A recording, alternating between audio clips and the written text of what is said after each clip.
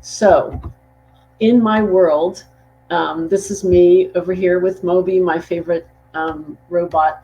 And Moby's role in my life is that he helps me get through all of the different challenges that I have in teaching technology.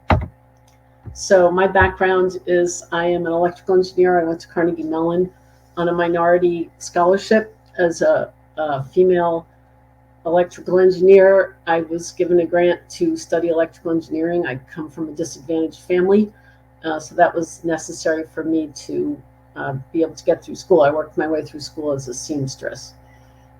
So I moved to Rochester, New York to marry my husband. I've been married to him for 41 years, which is a major miracle in my life. And along the way, I was working for Eastman Kodak to put him through medical school. And Kodak sent me to get my master's in electrical and computer engineering at the University of Rochester. So one of my inspirations for teaching computer science was one of my professors, Tom LeBlanc, who went on to be department head, dean, and then dean elsewhere, and just president of universities. But he was very harsh as an instructor. And so I learned from him that it's very possible to discourage people from computer science. My job at Kodak was I was a software hardware integration specialist for large computer controlled machines that ran totally in the dark. Then I became a technology planner, and then I moved over to computer maintenance to be trained as a supervisor. After I retired from Kodak, as you know, Kodak didn't do very well long term. So my current career is that I teach technology education for Brighton, which is a large, we call it Urbia. It's one street over from the city of Rochester. And our district, our elementary school has 800 students with 61 different languages and cultures represented. So everything that we do is total inclusion with respect to ability, race, gender. We have a lot of students now who are identifying as non-binary, so we have to be really careful with that. So my training for what we're going to be talking about today comes from attending the Smart Start Computer Science and Digital Fluency Standards program last summer. And then this summer I took the next step, which I got some training to teach AP Computer Science with Project Excite. That is the AP Computer Science Principles class with an engineering task, creative task added to it. I also am working on my ISTE certification. I just kind of got into the portfolio phase. Okay, so right now I'd just like to stop, see how things are going. Do you have any questions for me before I start talking about how I run my classroom? Okay, so I'm going to easily share the slides. I will gladly share the slides. They will be up in your chat.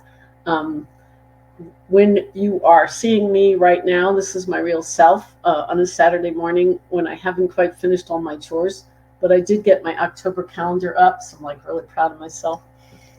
In my world, someone was saying they thought I was an inspiration. Not really. I think when you grow up without things, sometimes it's very motivating. In my case, it was very motivating to be a better student, a good math student in particular. And I think that when I share that with my students, when I tell them about what it was like to grow up in a big family with I didn't have my own shoes, so that was my goal. I wanted to go to engineering school, get a job, and have my own shoes, not have hand-me-down shoes. And they think that's really funny because they all have gym shoes, they have mud shoes, they have lots of shoes. They would never wear someone else's shoes, it's like hilarious. So anyway, what we're doing right now in my class is we are working on introducing the concepts of computer science. And the way that I do that is everything that I do is hands-on with the students, because I teach grades 3, 4, and 5. So I teach those, and if you were a gifted administrator, you would have given me a schedule that had all the third grade in one block, all the fourth grade in one block, all the fifth grade in one block, but I don't have that. So it switches rapidly between third, fourth, and fifth all day long. So some days I have 7 classes. So it has to be a manageable lesson that can be switched quickly between the grade levels. And it has to be something that's hands-on, that adapts to, like this year I have a totally blind student. I had him last year too. So it has to be something that adapts to kids of all ability levels. And our district is total inclusion. So I always have a group of students that are either nonverbal, have mobility issues, their ability to understand what I am saying is not always measurable. So I have to have multimodal ways of expressing, are they with me? And sometimes what I'm talking about is complicated for the teaching assistants and nurses that accompany them. So that's another population that's kind of lurking in my background of these adults in the room that don't have a background in computer science. And they're interested, but they dismiss what I'm saying readily, because they just say, I don't understand computers, or I'm not an engineer, or I was never good at math. They have dismissive statements. So that's like part of my agenda. Okay, so let's take a look. So this is me, right? All right. And I just have to warn you that the person that was supposed to be co-presenting with me, Parker Omerod from Monroe BOCES #1, he was one of the instructors for the Smart Start grant, where we learned the computer science and digital fluency standards. That was not this summer, but the summer previous. So we all made these lessons, put them in a portfolio. This link that you're seeing on the screen, I can't open. My district has prohibited access to it. So my work is in there, but I can't get to it. So I do recommend, you could try it if your district allows it. I do recommend the previous session that Lionel Bergeron did from New York City. He gave me some vocabulary that I didn't have before, craft computing, and I'll show you an example of that in a few minutes. So my goal, apart from reinforcing the standards, is to develop a love for computer science in my students, all of them, no matter what their ability level is, no matter whether or not they understand English. All of them should have some kind of affection for the topics that I'm talking about. And I do that by linking computer science to their world, not my world, not the world that I came from in industry, but their world, their daily world, what they go through, and the ups and downs of their school life and their home life. And I want to always give them multiple ways of understanding and multiple ways of expressing to me what we're talking about. So my lessons always are hands-on, active, accessible to everybody, all different levels. They have to be. I did my professional focus on that 2 years ago during the pandemic. I just felt I had to learn during the pandemic. Who knew how long it was going to be? I felt like I had to be able to reach everybody, even if I didn't see them in person. And during that period, I started working on the squishy circuits that I'll talk about a little later, building circuits with Play-Doh, and a tiny house project that we built using shoe boxes and cereal boxes and any other box. Since we were all receiving things from Amazon, we had a lot of Amazon shoebox tiny houses. I'm also aware that algorithms that term can be used for any of the things that we describe to the students. For instance, I think there's an algorithm that we just practice, which is how to respond to a fire drill alarm, and what do we do for that, and how do we handle that, and how do we get feedback on whether that algorithm actually worked. Do we have any feedback mechanisms for our behavior during a fire drill? What we're working on right now in my class is this thing that came to my mind. I was trying to explain the difference between hardware and software, and the fact that a robot is something that can sense, think, and act. And while I was doing this, some behaviors erupted. We have some post-pandemic behavior problems. I'm sure I'm the only school that is experiencing this. Anyway, so my strategy is to tell the students that my goal is for every student to have a robot in their hand, and these Ozobots are very good for that. And I'm not going to allow their misbehavior to interrupt the completion of my goal. So they can either participate and do the work that I ask, or they will have to experience the robot in a different way with me privately some other time. So that's where we're at. So it's kind of a turning point. I just had a big successful interchange with a student who was escaping the class, and the TA that was with him would allow him to escape. And I said, I can't teach this way, the student coming in and out. And I told the student one-to-one, this is in 4th grade this year, I said, I'm worried about giving you a robot if you can't do the work in class, if you can't stay in class. So the next class, he comes in, he sits down, he does everything I have planned. I ask a question, he puts up his hand, I'm like, oh Lord, please no, right? The really bad kids putting their hand up, so I called on him. He answers the entire question about the difference in the codes. And I was like, okay. So he got to do everything. At the end of the day, I went to his homeroom, and I just told the teacher in front of the whole class, I said, I had a very good experience today with your class, and I just want to share that, Nathan stayed in the class the whole time and answered this question. And she just like exploded. She was so happy. And she gave him some kind of brag tag, which I guess is a shorthand for being proud of something. So that was really exciting to me. This thing of hands-on, put something in their hand, I think is very motivating for them.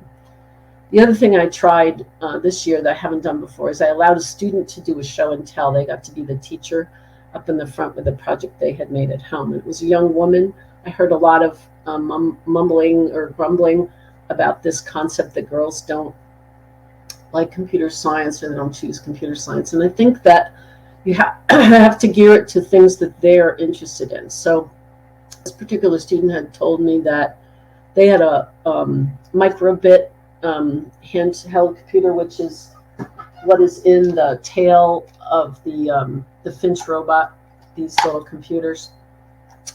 And she had just said during class, I have that. And I said, you could bring it in and tell the class. I didn't know she would do it exactly the next class. Anyway, she gave a little demonstration on this necklace that she had made that displayed emojis. And so I feel that if you can find the things that the students really like, especially the ones that we're concerned about, girls and minorities and some of my special needs students, if you can find what they are interested in, that interest or that love for computer science can be fostered. So at this point, I'd like to just take a little theoretical break and talk about computational thinking. And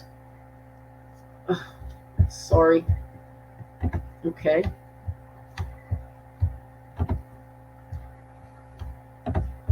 Okay. So right now I'd like to talk about computational thinking and how that particular part of the standards can be worked on in the classroom, especially at the elementary level. So I am a technology teacher. In my professional world of other technology teachers, there is a huge resistance among a certain set of the technology ed teachers. There is a big, long history of technology ed coming to us from industrial arts. So to try and bring this idea of using computational thinking in technology education or career and technical education, it has to be framed. If you're working with teachers, if you're a person working with teachers, or you are a tech ed teacher yourself, we have to start thinking about other disciplines. How do other disciplines view computer science? There's a lot of resistance to this in my own department. There's a lot of mockery and stuff of people that rely on computers rather than woodworking or other types of trade work. So I think it's important for us to identify straight up, what does computational thinking actually help us do with the students? And I have found that it's kind of a change of brain. This idea of using computational thinking or structured teaching with the students is one thing that I think really helps them develop grit, working with that persevering, working with difficult problems, growing habits of mind. It's all kind of framed around the same idea that our brains are like a really important asset. So when we think about our students affecting their world, whatever their world is going to be like in the future, that idea of using the concepts of computational thinking to help them look at problems, break down problems, come up with possible solutions, figure out when a solution doesn't work, and not not totally fall apart when your solution doesn't work. I think that these things, this idea of computational thinking, can be very helpful. All right. So in technology education, one of the big projects that we do is the whole idea of, we use the CO2 cars. So you may have seen this project or a project like this where you're doing multi-steps, and the end goal in the picture there is for the students to race their CO2 driven cars. They do all the steps. They start with a block of wood. They use the machines. They learn how to use the bandsaw. They learn how to draw in 3D. They learn how to cut. They learn how to drill. All these different parts, all these different steps lead up to this result of being able to race against a classmate for a time challenge. And so they have to learn the engineering design process. This particular thing of decomposition is, I think, can be very helpful, a helpful way of thinking about it. Okay, so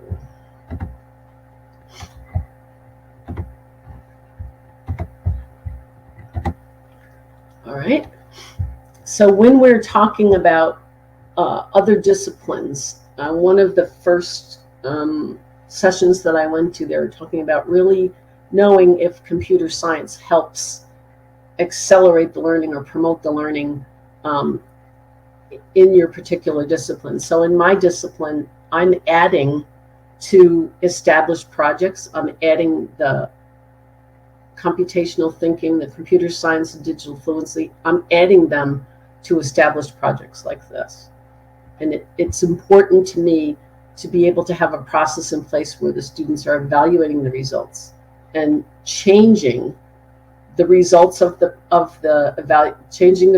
process using the data from the evaluation.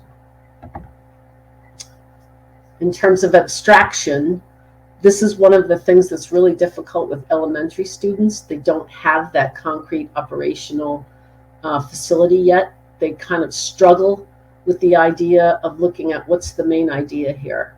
So in technology ed, we usually use a greenhouse. We teach about the whole process of photosynthesis.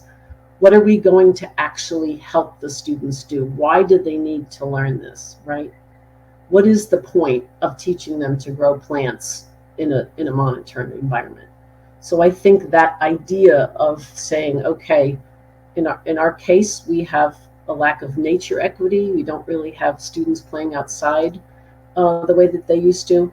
So this whole idea of plants and nature and the sun is something that is actually quite difficult for them to observe and identify the general principles. They don't really know. They haven't been exposed to things like 4-H or other, outdoor ed. And we do an outdoor ed elective in 6th grade, but it's mainly skills like archery, cooking, stuff like that. They don't necessarily know this whole, what I would call the agricultural mindset. So that's actually this idea of abstraction is quite difficult for me personally in the classroom in the elementary. I had heard earlier today that it was there was a concern that students of different ethnicities or backgrounds or genders weren't really being addressed with computer science, and I see that in my school. That's obvious. Until recently, we had a gifted and talented program, and only certain ethnicities were represented there. Only certain ethnicities were involved in advanced math classes. And so we had a program evaluation that was led by our assistant superintendent of instruction, curriculum and instruction, and I brought that up. And I said, I can't help but notice when I helped with the math team, and I was working collaboratively with the gifted and talented teacher, I can't help but notice that it's, pretty much one color of people that are involved. So we started, they took that suggestion and they actually changed the gifted and talented program so that everyone has access to it, which I think is really interesting, to say that everyone is gifted and talented in some way. I'm kind of curious, is anybody else having that experience?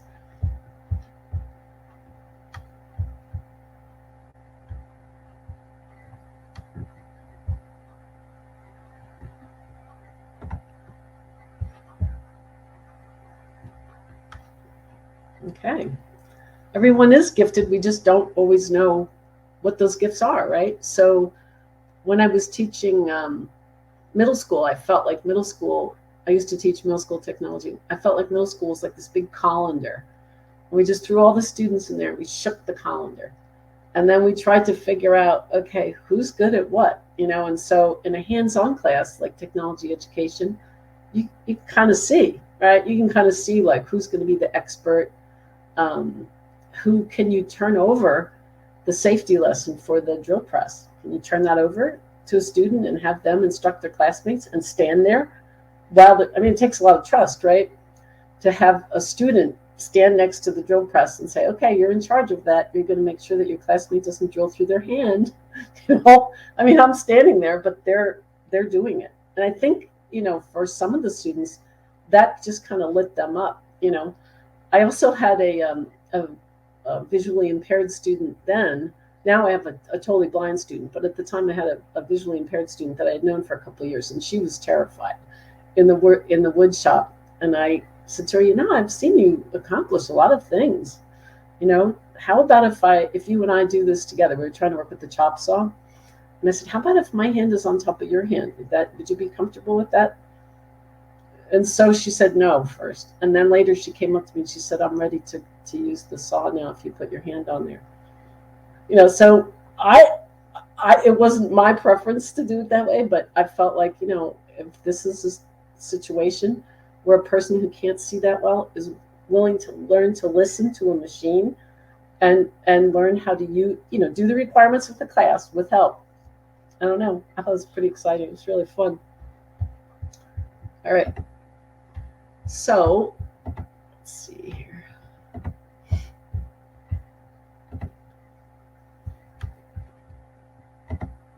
So, some of the things that I personally use when I'm working with students, I do a lot of things that they build. Okay, so I started out thinking about properties of cubes and how do I get them to think about cubes and dice and drawing cubes, and how do I get them ready for when they're actually building with cubes and drawing orthographic projection in middle school? How do I get them ready for that? There are a lot of good free things for that. One of them is Rubik's Cubes. There's a program called youcandothecube.com, and they will send you, let you borrow a set of cubes. And this became very popular in the school, almost too popular. One of the teachers put up a big sign that said, absolutely no cubes allowed in my classroom. And I thought, oh, this is good. It's really taken over.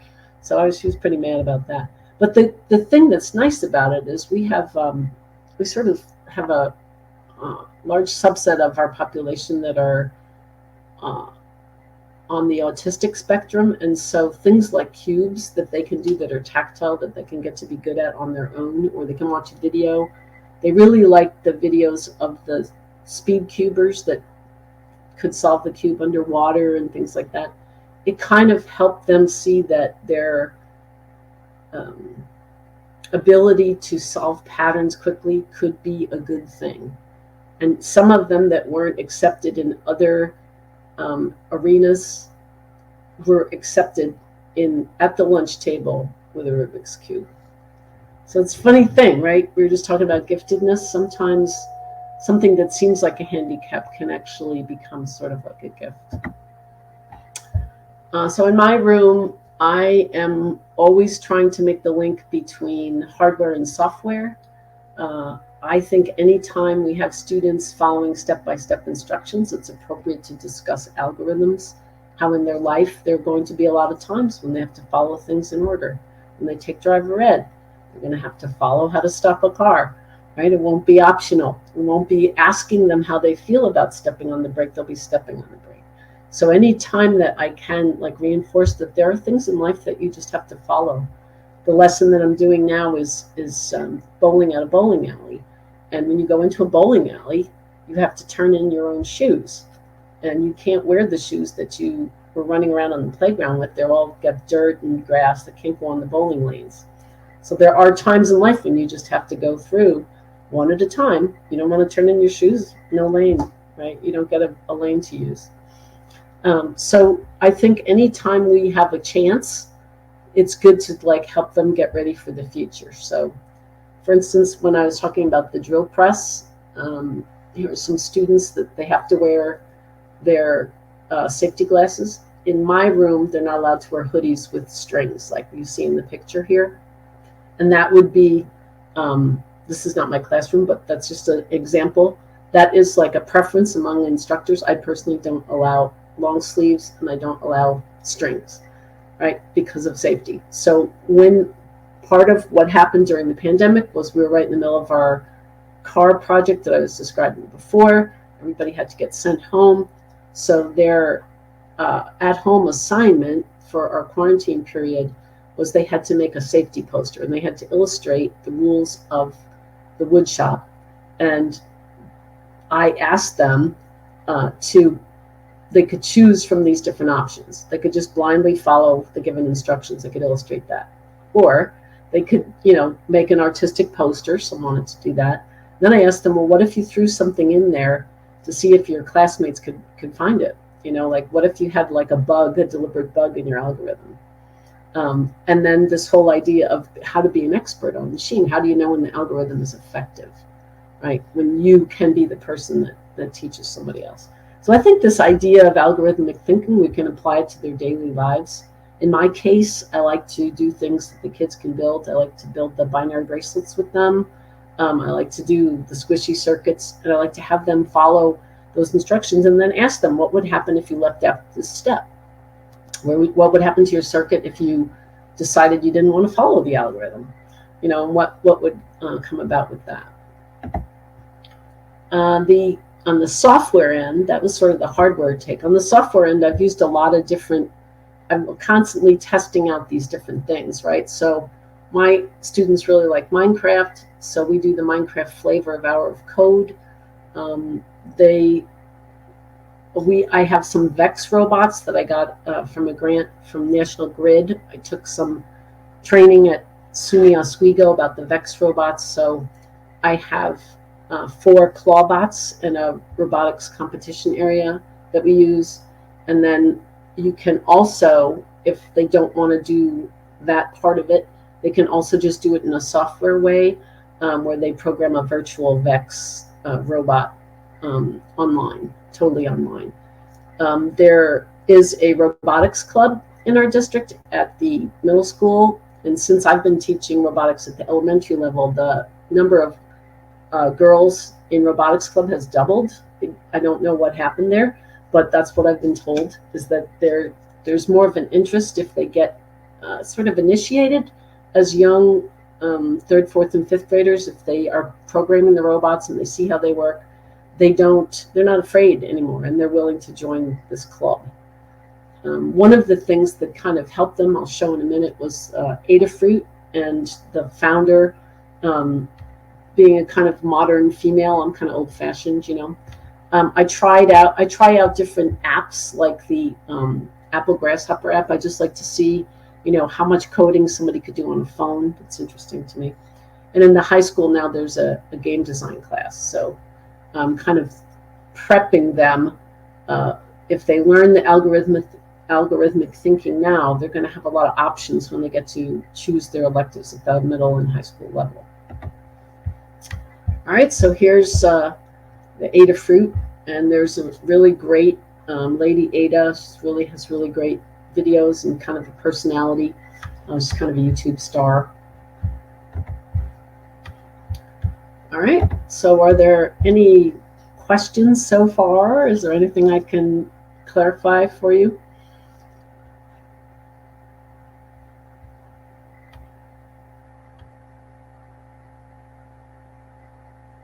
All right.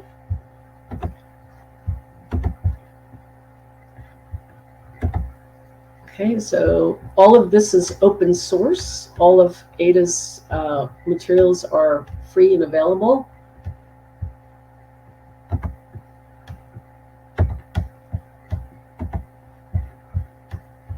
Okay, and then this is a virtual way if there are students who are disadvantaged that can't afford to buy things and I don't have enough in my room or whatever. There are always virtual ways of using the technology or accessing it without paying. This is one of my students who is not the most popular person in his class, and this is the technology room at the middle school. In the mornings, they allowed some of the students to come in early while the morning show, the TV show, was being broadcast, and the tech teacher there, my colleague, gave them these Adafruit mini computers, microcomputers, and he programmed his to play this Star Spangled Banner.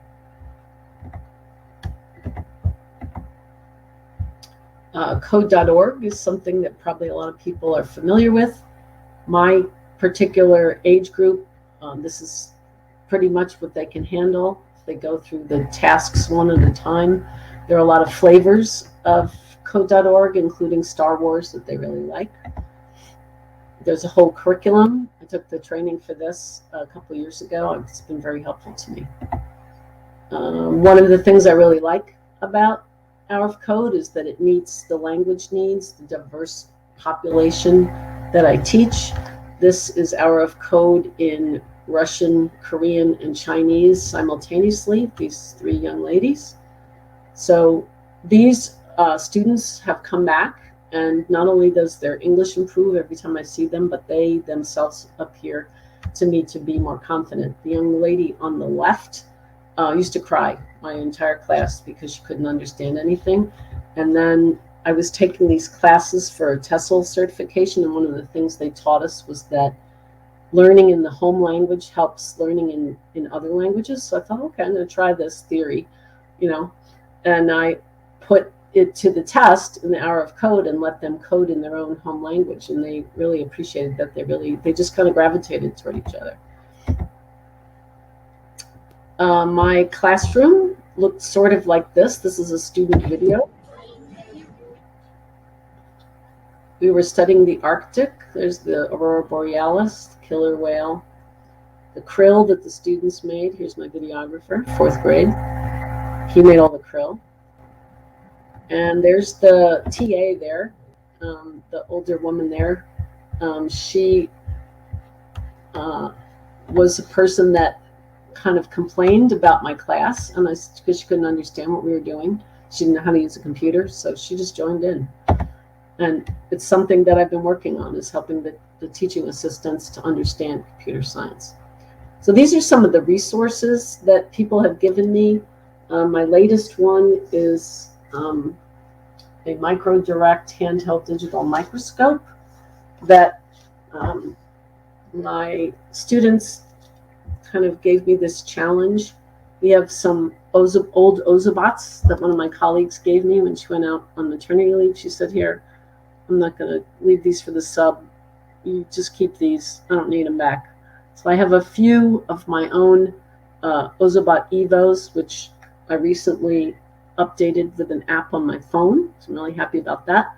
The ones that don't work, I told my 5th graders, I said, maybe I can get my little tiny screwdriver to open these up and we can take a look on the inside. So now they won't let that rest. So fortunately, my next door neighbor is a very generous STEM donor. He has a not-for-profit foundation that he gives money to STEM, and he let me borrow this HDMI microscope to show the decomposition of an Ozobot. I would like to reflect that there are many resources that people of all grade levels can take advantage of. One of the ones that the fifth graders think is really cool, they really like vocabulary. It's kind of a sometimes hip hop, sometimes rap way of introducing vocabulary rather than having them copy definitions from the board into their science notebook or whatever. It's very catchy, and they'll actually ask to listen to some of the vocabulary songs on different topics. The one that I posted here is conditionals. Okay, so at this point, I'd like to see if there are any questions. The presentations, I would like to say that for squishy circuits, I use any battery that has been given to me, which right now I inherited some leftover science materials. My very generous donor next door had donated STEM materials to a different district and a curriculum, and they chose not to adopt that. So there was all this material. He said to me, "Did you want to come over and look at this?" And I thought it was like 3 cardboard boxes. And I went to where he was, and it was a whole parking lot full of stuff. So I have now rubber tubing, plastic tubing to make solar fountains. I have solar panels. I have a lot of batteries. So I personally, when I use the squishy circuits, I am very careful, because I had one instance where a student used the battery, shorted the battery to make it catch on fire. So if you can get by with the lowest possible voltage or rating, I would, because unless you have another set of hands or a helper in the classroom, there are times when batteries can be dangerous.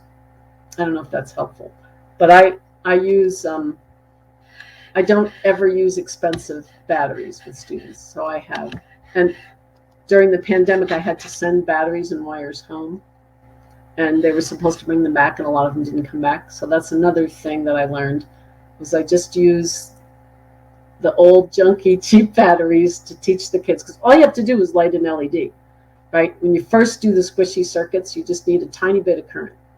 And so the safest way to do it is with a low voltage, low current battery.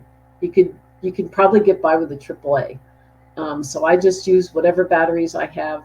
I have probably 200 AA batteries right now, and that's what I have earmarked. They don't have to be new. I don't use new batteries. I don't use things that are expensive, because I have 760 students. So the volume of it makes it impossible. If you're a classroom teacher, you might want to have some more resources than that. If you have a big classroom budget. My experience in our school is that any of the D batteries that we have corrode the metal clips that they're attached to. I do have a folder of fun activities. It is in the beginning part of my slide deck there. It is currently inaccessible to me. My district has blocked it. So the person that was supposed to be co-presenting with me today, Parker Omarad, works on the Smart Start grant with the Computer Science and Digital Fluency Standards. He has access to that, and he's supposed to email it, the access to that. I can't open it, even though my work is in there. So I'm sorry. We're kind of stranded here in the hop-in land. Okay, so I'm just going to show one more thing, and then I'm going to finish up so that we're not late.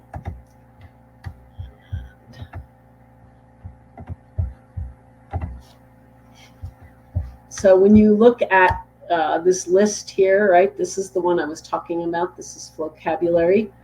I would say, if you can in any way teach in a multimodal way, I use music, action, building, cleanup. All of these different things can contribute to the learning of the students about computer science. It does not have to be dull, and it can be really fun. So I'm going to go to the beginning of my presentation here. See if I can get there. And I will show you my contact stuff.